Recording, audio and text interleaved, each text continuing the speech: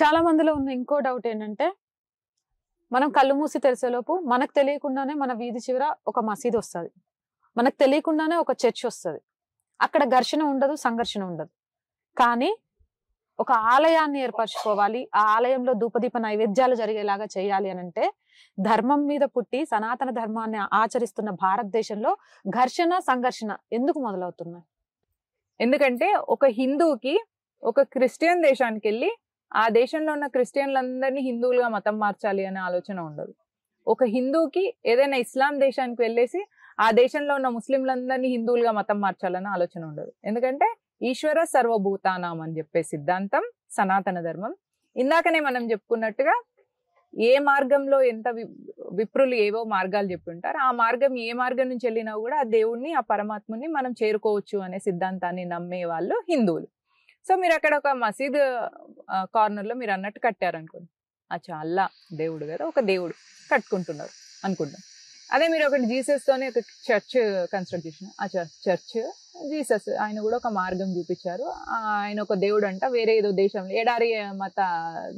ఎడారి దేశాలలో నుంచి వచ్చింది దేవుళ్ళు అని అనుకుంటాం.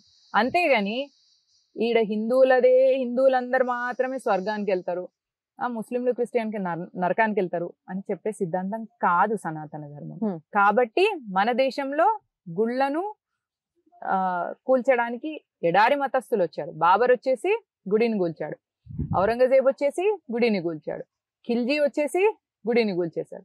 అదే ఏదన్నా ఒక చూడండి, ఛత్రపతి శివాజీ గాని, మహారాణా ప్రతాప్ గాని, వీళ్ళందరూ మసీదులు కట్టుకుంటామన్నా, చర్చిలు కట్టుకుంటామని ఎవరన్నా అన్నా కూడా వాళ్ళకు సహకరించారు. కానీ వాళ్ళు ఏం చేసిండ్రు, మిమ్మల్ని నేను ఇంటికి ఇన్వైట్ చేసిన అతిథిగా, మీరు మా ఇంటికి వచ్చేసి మీరు మమ్మల్ని డామినేట్ చేసి మా ఇంట్లో నుంచి వెళ్ళి మమ్మల్ని ఎల్లగొట్టాలని చూస్తున్నారు.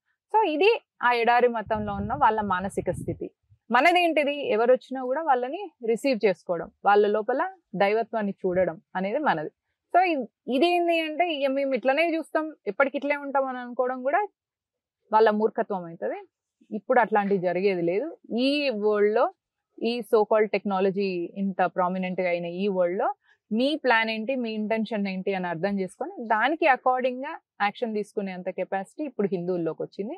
సో మీరు మన దేశంలో గుడి కోసం మనం ఇంత తాపత్రయం ఎందుకు పడాల్సి వస్తుందంటే, మన దేశాన్ని గజ్వే హిందీ చేయాలని ఒక వర్గం, మన దేశాన్ని క్రిస్టియన్ దేశం చేయాలని ఒక వర్గం చూసింది. దురదృష్టం ఏంటి అంటే, కాంగ్రెస్ లాంటి పార్టీలో మన వాళ్ళే కొందరు దేశద్రోహులు, ధర్మద్రోహులు ఉండడం వల్ల మన మీద వచ్చిన మన శత్రువులకు మన వాళ్ళే సహకరించడం వల్ల మనకు 500 సంవత్సరాల తర్వాత గుడిని కట్టుకునే అవకాశం వచ్చింది. అదే మన వాళ్ళు ఎవరు ధర్మద్రోహులు, దేశద్రోహులు లేకుండా ఉండుంటే ఈ గుడి ఎప్పుడో అయిపోయేది.